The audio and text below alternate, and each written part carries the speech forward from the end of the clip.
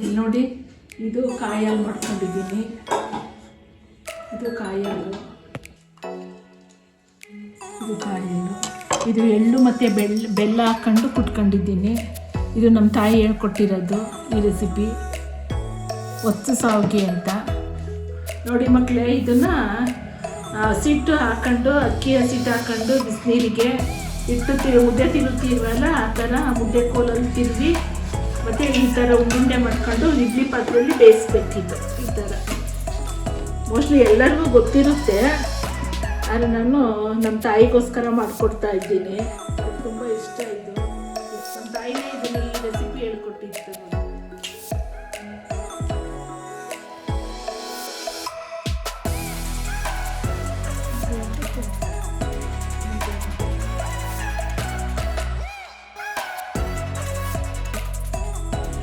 ನೋಡಿ, ಇದು ವೈಟ್ ಬಟ್ಟೆಗೆ ಹಾಕೊಂಡು ಹಸಿ ಬಟ್ಟೆ ಮಾಡ್ಕೊಂಡು ಇದನ್ನು ಹಾಕಿದ್ದೀನಿ, ಅಂಟಲ್ಲ ಮಾತ್ರ ಅದಕ್ಕೆ.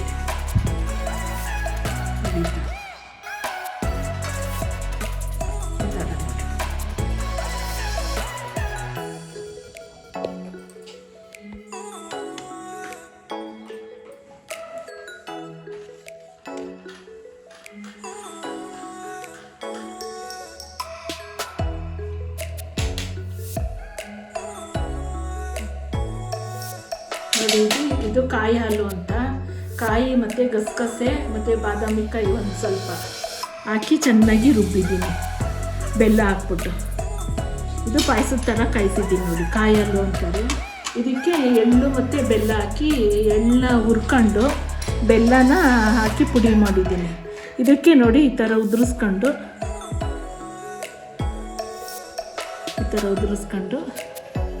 ಕಾಯಿ ಹಾಲನ್ನ ಸ್ವಲ್ಪ ಹಾಕ್ಕೊಂಡು ಈ ಥರ ಹಾಕೊಂಡು ನೋಡಿ, ನಮ್ಮಮ್ಮ ಚಿಕ್ಕ ವಯಸ್ಸಲ್ಲಿ ಹೇಳ್ಕೊಟ್ಟಿದ್ರು, ಅದೇ ಥರ ಮಾಡ್ತಾಯಿದ್ದೀನಿ. ನೋಡಿ ಎಷ್ಟು ಚೆನ್ನಾಗಿ ಬಂದಿದ್ದೆ. ಪುಡಿ ಹಾಕಿ ಉದುದ್ರ ಹಾಕಿ ತುಂಬ ಚೆನ್ನಾಗಿ ಬಂದಿದ್ದೆ, ತುಂಬ ಚೆನ್ನಾಗೈತೆ. ಹೆಂಗಿದೆಯಮ್ಮ? ತುಂಬ ಚೆನ್ನಾಗೈತೆ ಕಣಪ್ಪ. ಚಿನ್ನ ನೋಡು, ನಮ್ಮ ತಾಯಿ ತಗೊಂಡು ಹೋಗ್ತೀನಿ, ಅವರೇ ಹೇಳ್ಕೊಟ್ಟಿತ್ತಲ್ವ ಅದಕ್ಕೆ. ಈ ವಿಡಿಯೋ ಇಷ್ಟ ಆದರೆ ಲೈಕ್ ಮಾಡಿ, ಶೇರ್ ಮಾಡಿ, ಸಬ್ಸ್ಕ್ರೈಬ್ ಮಾಡಿ. ಧನ್ಯವಾದಗಳು.